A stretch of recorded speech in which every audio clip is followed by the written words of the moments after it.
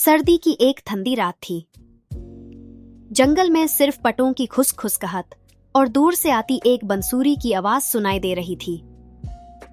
लक्ष्य, एक 17 साल का लड़का, अपने घर के अंदर लकड़ी के स्टोवे पर खाना बना रहा था। उसका छोटा भाई आर्यन, सिर्फ 10 साल का, एक पुरानी कहानी वाली किताब पढ़ रहा था। भगवान विष्णु के 2 अवतार होते हैं और राक्षसों को मारने के लिए वो हर बार नई शक्ति के साथ आते हैं, आर्यन एक्साइटेडली बोला। लक्ष्य मुस्कुरा के बोला, आर्यन, तुम्हें हमेशा ऐसे ही पुरानी कहानियों में दिलचस्पी क्यों होती है? आर्यन ने जवाब दिया, क्योंकि ये कहानियां सच लगती हैं भैया। शायद अब भी दुनिया में राक्षस होते हैं। लक्ष्य ने हंसी में ताल दिया, राक्षस अब सिर्फ कहानियों में होते हैं। क्या तुम्हें लगता है कि कोई राक्षस यहाँ हमारे छोटे से गांव में न आएगा? लेकिन तभी एक तीखी चिल्लाहट ने उन्हें डरा दिया। आवाज जंगल के अंदर से आई थी। लक्ष्य ने स्टोवे बंद किया और तुरंत अपनी तलवार उठा ली जो उसके पिता ने बनाई थी। यहाँ रुको आर्यन, मैं देखता हूं, लक्ष्य ने कहा। आर्यन ने रोका, भैया मत जाओ। लेकिन लक्ष्य पहले ही घर के बाहर निकाल चुका था। लक्ष्य जंगल के अंदर जा रहा था। उसकी सांस तेज थी, लेकिन हाथ तलवार पर मजबूती से पकड़ा हुआ था। थोड़ी ही देर में उसने देखा कि एक आदमी जमीन पर पड़ा था। उसका चेहरा खौफ से भरा हुआ था, जैसे उसने कुछ ऐसा देखा हो जो इंसानी दुनिया का हिस्सा ना हो। आप ठीक हैं?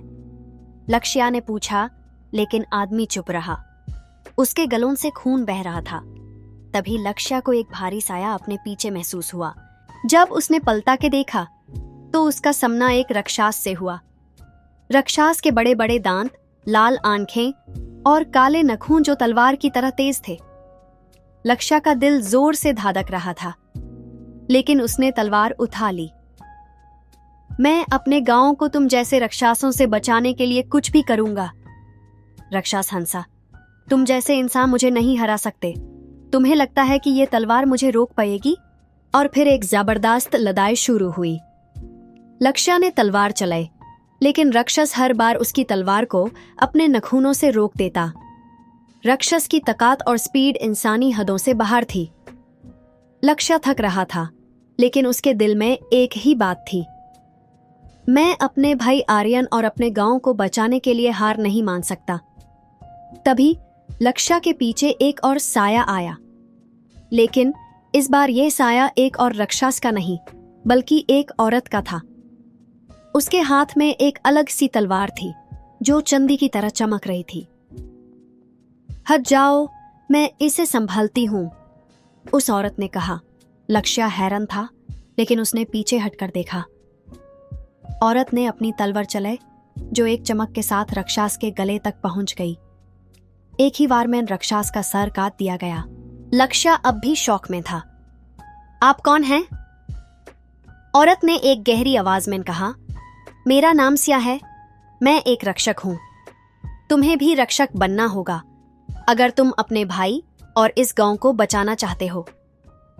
लक्ष्य का मन अभी भी उस रात के घटनाओं से उथल-पुथल हो रहा था। सिया का कहना कि वो एक रक्षक है और लक्ष्य को भी रक्षक बनना होगा, एक अजीब सी बात थी। लेकिन सिया के होने के बाद लक्ष्य ने देखा कि उसका छोटा सा गांव कितना वल्नरेबल है। सिया ने अपनी बात दोबारा कही, अगर तुम्हें अपने भाई आर्यन और अपने गांव को बचाना है तो तुम्हें रक्षक बनना होगा। राक्षस किसी भी वक्त लौट सकते हैं। लक्ष्य ने गुस्से से पूछा, यह राक्षस हैं कौन और उनका हमारे गांव के साथ क्या लेना देना? सिया ने एक गहरी सांस ली और जवाब दिया, राक्षस वो हैं जो इंसानी रूप धारण करते हैं, लेकिन उनका असली मकसद सिर्फ तबाही मचाना होता है। वो इंसानी आत्मा का भोजन करते हैं और जो लोग उनका शिकार बनते हैं, उनका बस एक ही अंजाम होता है, मौत। लक्ष्य ने तलवार को अपने सामने देखा।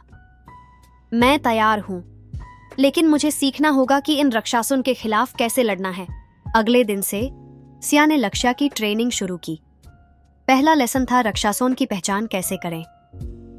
सिया ने समझाया, राक्षस दिन के वक्त इंसानी रूप में रहते हैं, लेकिन अगर उनकी परछाई देखो तो वो कभी भी इंसानी नहीं होती। जंगल के एक कोने में सिया ने एक राक्षस के इंसानी रूप को दिखाया। देखो उसकी परछाई, सिया बोली। लक्ष्या ने गौर किया।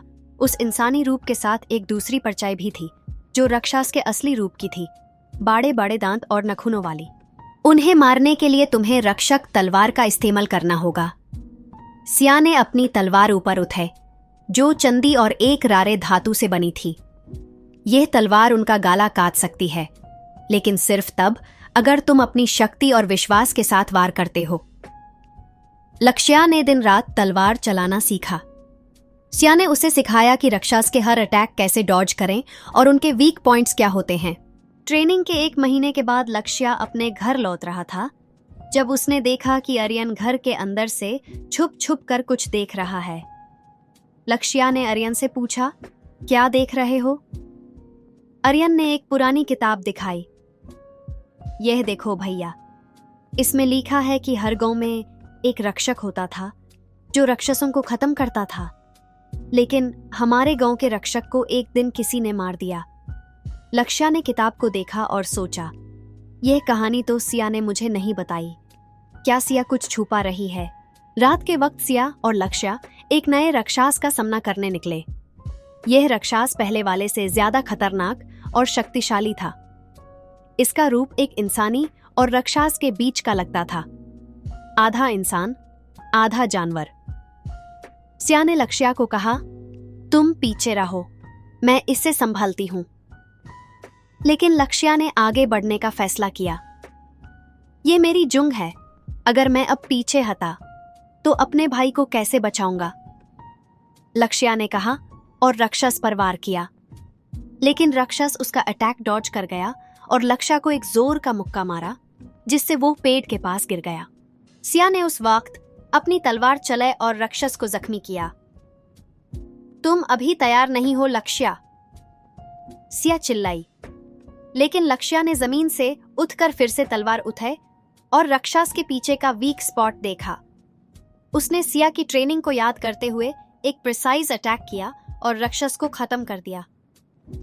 जुंग के बाद सिया ने लक्ष्या से कहा, तुम बहुत जल्दी सीख रहे हो, लेकिन एक बात तुम्हें पता होनी चाहिए। लक्ष्या हैरान था। क्या? सिया ने कहा, तुम्हारा गांव एक श्रापित जगह है। राक्षसों का असली लक्ष्य तुम्हारा परिवार है, क्योंकि तुम्हारे पिता एक रक्षक थे और उन्होंने राक्षसों के किंग को मार दिया था। लक्ष्या के पैरों तले जमीन खिसक गई। उसने अपनी तलवार मजबूती से पकड़ी और कहा, अगर यह सच है तो मैं अपने परिवार और गांव के लिए लड़ूंगा, चाहे मुझे अपनी जान क्यों न देनी पड़े। To be continued. अगले पार्ट में लक्ष्या अपने पिता के पास्ट के राज का पता लगाएगा और राक्षसों के किंग का सामना करेगा। शिया के भी कुछ राज सामने आएंगे।